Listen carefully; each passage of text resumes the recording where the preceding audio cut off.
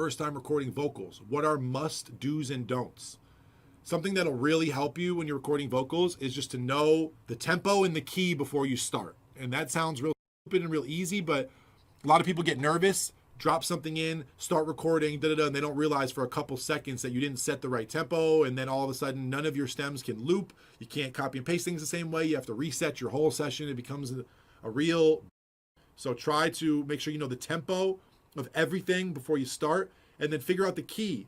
If someone's not telling you what the key of the song is, just go to a piano and figure out what the key is. If you don't know how to figure it out, what note sounds like it fits the best, that's usually the right note. So key and tempo are the two things, if you're recording vocals, I would start by knowing those every single time.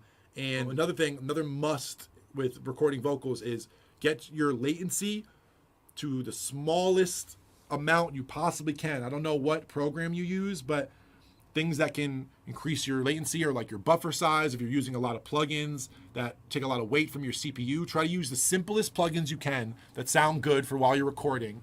Whenever you go to the audio window in your preferences, down here, it'll show you how much latency you have. Right now, I have negative latency because I'm normally compensating for having a lot of plugins on my vocal template, whatever it is. All you guys got to do is, let's say we bring it to here. Let's bring it to no compensation. So I'm not changing anything.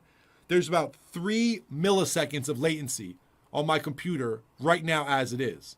If I want to make it so whenever someone's singing, when someone's doing vocals, there's no it doesn't feel like there's a little delay, or every time they sing, they hear it a little late in their headphones. If you want them to hear exactly what they're singing at exactly the same second with no delay, you go to this error compensation and just try to get it as close to 0 as you can. Try to get as tiny as you can with the latency so that anytime somebody comes to record that it sounds perfect. That's a really big thing. Whenever people hear that latency, my buffer size is at 128, you should be good normally. Go to 64 if your computer can take it, if you're still having issues, but you don't want to be at 124. You don't want to be at 248. You don't want to be at a high buffer size. You're going to have a lot of latency. So make sure people are hearing exactly what they're singing. Latency is important, whether it's rapping or vocals. Make sure you know the key of the song so you can put some auto-tune in case you need to. Someone said tips for getting cleaner vocal recordings at home, plugins, setup, etc. A gate is a really good thing to have. Whenever you have a gate on something, every time there's no vocal, or let me show you how a gate works. This is how a gate works. If you're recording at home, or you're recording somewhere where there's some noise in the background, or you're recording somewhere where it's not perfectly quiet and you're trying to get a good recording, this can work for a lot of different things. A gate can help you. So what a gate does is it doesn't let anything through the gate that isn't the volume you say. So if you say, if it's not louder than this, I don't want to hear it. Every time you whisper will cut out. Only when you talk like this will you hear the vocal. It's the same idea for noise in the background. If there's a fan blowing in the back, if you set the noise gate to really low around how loud the fan is, anything louder than the fan you'll hear, anything quieter than the fan you won't hear anymore. So check this out. This is a sample I just put in here of some chimes. Now the reason I picked these is, as you can see, some of these chimes are louder than other ones. So there's some areas that are really quiet right here, and there's some that are really loud. But let's consider this is like a vocal, and all the really loud parts are where someone's singing, and then all that other shit is like people talking in the background, or some noise, or whatever, someone chewing next to the microphone. If you do this and you put a gate on, I'm just using a stock one from Ableton, and you set the threshold is what's getting let through the gate. If it's a really low threshold, nothing really quiet, you won't hear anything really quiet. If it's a really high threshold, you'll barely hear anything. So watch.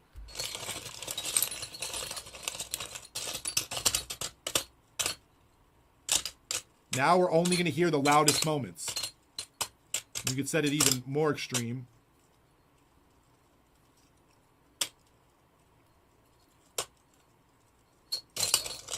This is what it's actually doing. But now I'm setting a threshold to where I only want to hear the loudest things. And then you can set your release, your attack, how fast that happens, how slow it lets off after it does it.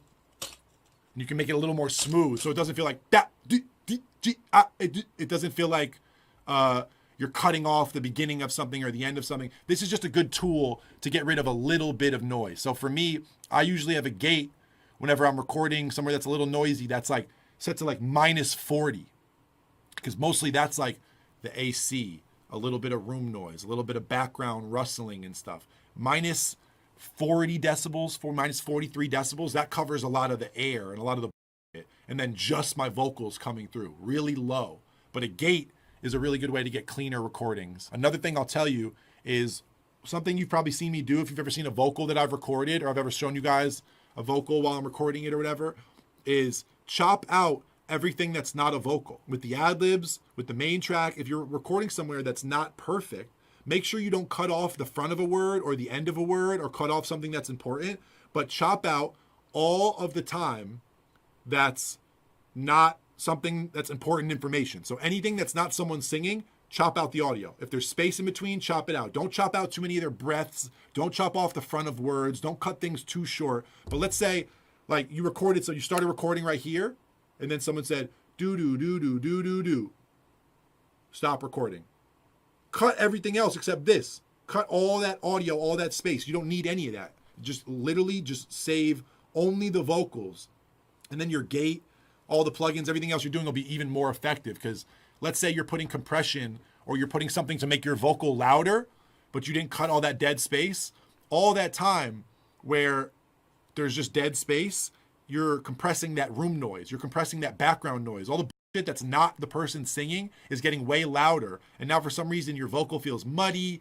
Everything like on top of the beat feels kind of like it's dirty and it's not connecting. Cut out of the dead space, because when you have 5 ad-libs all happening on different tracks or whatever, and there's a bunch of dead space, you really notice all that. Another amazing thing, this is called the Kayıdına eyeball. They're $175. Maybe you can get one cheaper if you buy one that's used, or that you buy one on Reverb or eBay or whatever. This will help you get cleaner vocal recordings at home, JS Online. This is a big tip. So how does this work?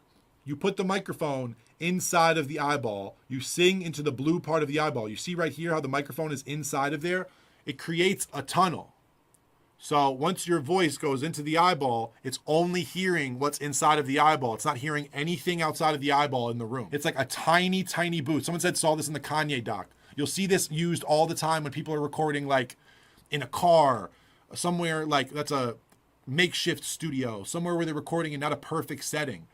Someone said, are they effective? They're actually extremely effective. I have one at the cave, just in case, but it's basically a tiny vocal booth. So it creates this filter, not only a pop filter, whenever you say S, P, T, all the things that are really harsh, it blocks off a bunch of that, a bunch of spit, a bunch of everything from getting into the signal, which already is something that helps, just having a filter in front of your microphone. So remember, gate, Kayıdına eyeball is amazing, or a similar thing that creates a tunnel around the mic, and then chopping out the dead space. So any air or anything that's not the vocal, any audio at all that's not the vocal you're recording, cut it out.